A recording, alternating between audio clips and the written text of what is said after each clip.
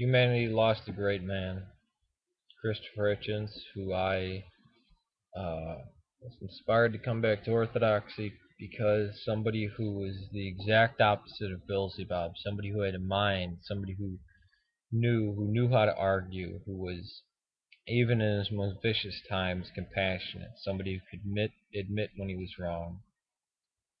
This is a great human being, and all of us uh, are worse off without him.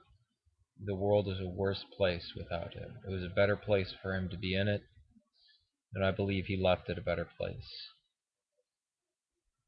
If it weren't for him, if it were only for people like Dawkins, nobody would have investigated atheism because they'd see some sniveling little snot who was just angry at God.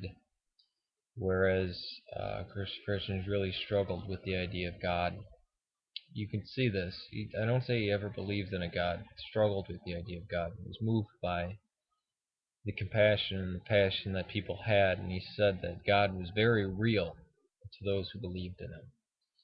They weren't just crazy or lunatics or anything like this. He wasn't any type of Penn or Richard Dawkins or Beelzebub. He was a thinker and a great man, great humanitarian. He was pro-life. He was against war. He saw the perils and the destruction of communism and came to fight against it. He hated terrorism. He differentiated between the violent religion and the, the peaceful religion like the Jains. I would say Sam Harris would be his successor, but Sam Harris is nothing like him. Christopher Hitchens is a great man, and I can't say the king is dead. Long live the king, because there's no successor to Christopher Hitchens. Uh, God rest his soul. Peace to you.